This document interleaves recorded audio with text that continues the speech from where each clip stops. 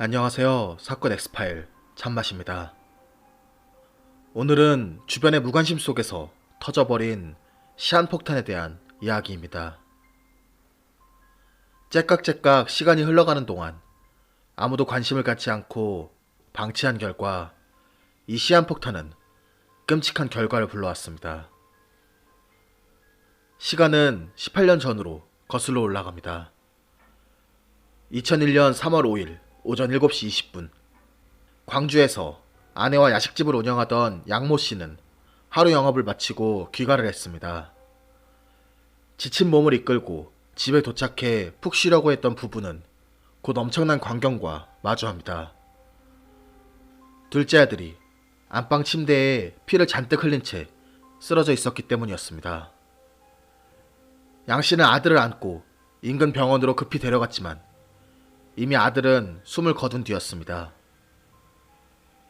그렇게 하루아침에 둘째 아들을 잃은 부부는 그 충격에서 채 헤어나오지도 못한 채 또 다른 걱정을 해야 했습니다.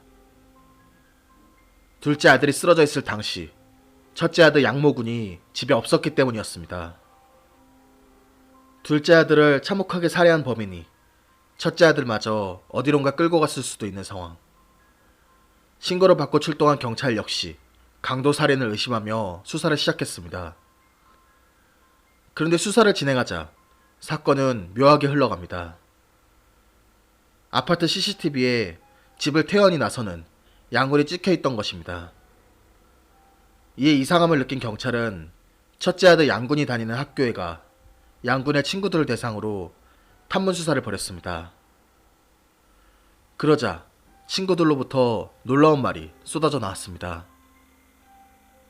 오늘 아침에 걔 만났는데 자기가 동생을 죽였다던데요. 저도 그런 얘기를 전해 들었는데 뻥치지 말라 그랬어요. 이미 몇몇 친구들에게 소문이 퍼져 있던 상황. 경찰은 이날 오전 7시 30분경 광주 북구 유동의 모 백화점 앞에서 직접 양군을 만났다는 친구에게 그의 행방에 대해 물었습니다. 대구에 사는 친구를 만나러 간다고 했어요. 뭐 채팅하다 알게 되었다고 하던데. 경찰은 이 진술을 토대로 양군에 대한 추적을 시작하는 한편 양군의 컴퓨터 사용 흔적을 분석하기 시작합니다. 그러자 더욱 놀라운 정황들이 드러납니다. 양군이 직접 제작한 좀비라는 이름의 홈페이지에 게임 공략법 외에 자신의 심경을 나타내는 글들이 실려 있었습니다. 아버지가 술을 드시는 것과 동생이 우는 게 싫다는 내용에서부터 사람을 죽여보는 게 소원이다. 재밌고 나의 미래가 그런 것 이라는 내용의 글이 있었습니다. 또한 가족과 정이 들면 안 된다. 칼 던지는 기술을 배워야겠다. 도끼에 나를 갈고 있다. 주유소 폭발 사건을 만들까라는 등의 끔찍한 내용이 가득했습니다. 그리고 이 홈페이지에 사건 이틀 전 마지막으로 남긴 글에는 살인하고 싶다. 다시는 인간으로 태어나기 싫다. 등의 내용이 실려있기도 했습니다. 한편 한 온라인 게임 사이트 자기소개란에 앞으로의 삶의 계획은 세상을 즐겁게 살고 군대 갔다 와서 살인을 마음껏 즐기는 것 이라는 글과 함께 할인점에서 도끼를 구입해 나를 갈아 침대 밑에 숨겨놓았다는 글을 남기기도 했습니다. 양군은 이미 살인을 저지를 것이라고 예고하고 있던 것이었습니다. 더구나 양군은 학교에서 장래 희망을 살인업자라고 적어 담임 선생님이 양군 부모에게 정신감정을 제안하기도 했던 것으로 드러납니다. 이렇듯 양군은 이미 시한폭탄과 같은 존재였습니다. 경찰은 이런 양군의 성향과 집안에 벗어놓은 양군의 옷에서 혈흔이 발견된 점으로 밀어 양군이 동생을 살해한 것으로 판단합니다. 하지만 집안에서는 범행 도구가 발견되지 않았습니다. 경찰은 양군이 추가 범행을 저지를지 모른다고 판단해 추가로 경찰 병력을 배치해 양군을 추적합니다. PC방, 학교 주변, 음식점 등 양군이 갈만한 장소를 모조리 뒤졌고 인근 시도는 물론 전국 경찰에 사건 개요와 양군에 대한 수배 내용을 전파하면서 공조를 요청했습니다. 양군이 채팅을 통해 만났다는 친구를 찾아 대구로 수사대를 보내기도 했습니다. 결국 사건 당일 밤 9시경 경찰은 시외버스 터미널 주변을 배회하던 양군을 찾아 검거합니다. 양군은 당황하거나 도망치려는 기색 없이 경찰에 얌전히 체포되었습니다. 양군의 가방 안에는 범행에 사용한 도끼가 들어있었습니다. 양군은 경찰 조사에서 살인은 매우 오래전부터 계획한 것이었고 원래 40명 내지 50명을 살해하는 것이 목표였다고 말했습니다.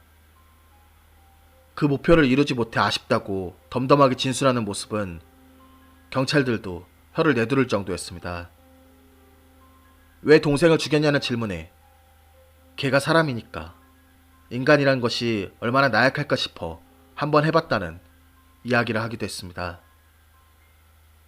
너무도 태연하게 범행 상황을 진술하자 경찰은 오히려 이 아이가 정말로 범행을 저지른 것이 맞는지 의심하기도 했습니다. 양군이 경찰 조사에서 밝힌 당일의 행적은 다음과 같습니다. 일찍이 연쇄살인을 계획한 양군은 먼저 동생을 1차 대상으로 삼고 동생이 자고 있는 사이 미리 아파트 상가에서 구입해둔 도끼로 엎드려 자고 있는 동생의 목을 2차례 내리쳤습니다. 피를 흘리며 숨져가는 동생에게 편안히 잘 자라고 인사한 뒤 피가 튄 옷을 갈아입었습니다. 그리고 도끼를 가방에 넣은 뒤 가방을 그대로 들고 집을 나섰습니다. 이후 양군은 추가 살인을 마음 편하게 하기 위해 아는 사람이 없는 곳으로 이동을 하려 버스터미널로 향했습니다.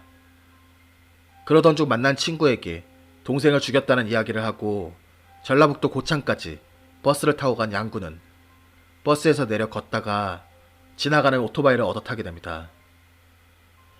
잠시 후 오토바이를 태워준 40대 아저씨가 잠깐 길에서 소변을 보는 사이 뒤에서 도끼로 내려쳐 살해하려고 했으나 마침 다른 사람이 지나가는 바람에 실행에 옮기지 못했습니다. 이후 마땅한 살해 대상을 찾지 못한 양군은 다시 버스를 타고 광주로 돌아와 길거리를 돌아다니며 범행 대상을 물색합니다. 그러다 인적이 없는 골목길에 위치한 한 PC방 건물 앞에서 등을 보이고 서 있는 남자를 발견하고는 도끼를 꺼내 들고 서서히 다가갔습니다. 도끼를 들고 천천히 접근하던 양군은 목표를 목전에 둔 순간 건물 앞에 세워둔 큰 거울에 비친 도끼를 든 자신의 모습을 발견합니다. 그런 자신의 모습에 겁이 난 양군은 더 이상 누군가를 살해할 마음이 완전히 사라져버렸고 이후 주변을 배회하다가 경찰에 검거되었습니다. 도대체 무엇이 양군을 살인범으로 만든 것일까요? 경찰 조사 결과 양군이 중학교 1학년 때부터 온라인 게임에 푹 빠져 있었고 학교에서도 늘 게임에 대한 이야기만 했으며 게임 아이템 구입에만 열을 올리는 등 심각한 게임 중독 상태였다는 사실이 밝혀집니다. 또한 게임 내 아이템으로 등장하는 도끼를 보고 실제 도끼를 구입해 범행 도구로 삼은 것으로 드러나자 언론은 게임 중독으로 인한 폐해라며 기사를 쏟아냈습니다. 나아가 양군이 즐겨한 게임의 폭력성에 대한 분석 기사와 게임의 위험성, 그리고 게임 산업 전반에 대한 비난으로 기사는 확산되었습니다. 한편 수사 진행 과정에서 경찰은 동생을 게임 속 캐릭터로 착각해 살해했다는 식으로 섣불리 단정해 발표하면서 이러한 여론에 불을 지폈습니다. 그렇게 한동안 이 사건은 게임 중독에 빠진 학생이 현실과 게임을 구별하지 못해 동생을 죽였다는 식으로 프레임이 짜였습니다. 심지어 게임에 나오는 싸움 기술을 사용해 동생을 죽였다는 이야기까지 나올 정도였습니다. 하지만 이 사건의 본질은 게임 중독이 아니라고 생각합니다. 그렇다고 게임이 양군의 범행에 아예 영향을 미치지 않았다는 것은 아닙니다. 게임 속 세상은 양군에게 일종의 도피처이자 해방구가 되었고 게임 속 폭력이 현실 감각을 잃는데 영향을 주었을 수 있습니다. 하지만 이번 범행을 오로지 게임 중독 탓으로 돌리는 것은 너무 단편적인 해석입니다. 양군이 어쩌다 게임에 빠졌고 살인 충동을 가지게 되었는지 그 과정에 초점을 맞출 필요가 있다고 생각합니다. 하지만 범행이 발생하기 전에도 그리고 범행이 발생한 후에도 이러한 점에 초점을 맞추고 양군에게 다가간 인물은 없었습니다. 그 결과 지금도 이 범행의 정확한 동기는 밝혀지지 않았습니다. 여전히 게임 중독으로 인한 범행으로 알려져 있을 뿐입니다. 또 하나 아쉬운 점은 양군에게 정신적으로 문제가 있고 이미 오랫동안 여러 경로를 통해 그 문제를 드러내고 문제가 점점 심해져 가고 있었음에도 아무런 조치를 취하지 않고 방치한 것입니다. 양군은 자신의 홈페이지를 만들어 그 공간에 자신의 심정을 오랫동안 토로했습니다. 하지만 어느 누구도 양군에게 진심으로 관심을 갖지 않았습니다. 양군의 부모는 식당을 함께 운영하며 밤을 새우고 아침에 퇴근하는 생활을 반복하느라 양군을 돌보지 못했고, 양군이 장래희망에 살인업자라고 적어 양군의 부모에게 정신감정을 제안한 담임 선생님도 이후 우스갯소리로 생각해 대수롭지 않게 넘겼다고 합니다. 결국 양군은 언제 터질지 모르는 시한폭탄이 되어버렸고, 이후로도 그 누구의 관심을 받지 못한 채 언젠가 터지기만을 기다린 상황이 되어버렸습니다. 물론 끔찍한 범행을 한 양군을 옹호할 수는 없습니다. 하지만 주변에서 조금만 관심을 가졌더라면 미연의 범행을 방지할 수 있었을 것이라는 아쉬움이 남습니다. 최근 게임 중독을 질병으로 분류하는 것에 대한 많은 논란이 있습니다. 2001년 양군의 범행 당시에도 게임 중독에 대한 논란이 많이 일었고 게임에 대한 시선은 곱지 않았습니다. 하지만 그런 시선 속에서도 게임 시장은 매해 성장을 거듭했고 우리나라 게임 산업은 엄청난 발전을 이뤘습니다. 그 사이 게임이 많이 대중화가 되기도 했죠. 그럼에도 게임에 대한 곱지 않은 시선은 여전히 존재합니다.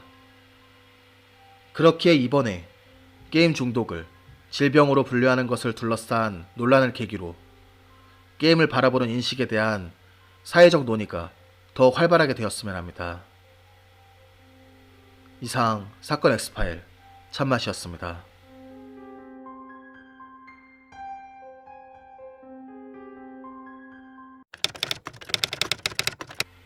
양군은 당시 소년법 적용을 받아 재판 과정과 결과가 비공개 처리되었습니다. 하지만 이후 한 방송에서 양군에 대한 이야기를 소개했고, 당시 양군이 4년 단기 보호 처분을 받은 뒤 자유의 몸이 되었다고 밝혔습니다. 양군은 평소 좀비에 대한 관심이 많았다고 합니다. 평소 양군은 집에서 붕대를 감고 좀비 역할을 하는 놀이를 많이 했으며 그가 만든 자신의 홈페이지 이름도 좀비였습니다. 그렇게 스스로 좀비라 칭한 양군은 교과서에 자신의 이름 대신 좀비를 써놓기도 했습니다. 그리고 심지어 동생에 대한 범행을 할 때 얼굴에 붕대를 감고 범행을 저지른 것으로 드러났습니다. 양군에게 좀비는 어떤 의미였을까요? 이상 뒷이야기였습니다.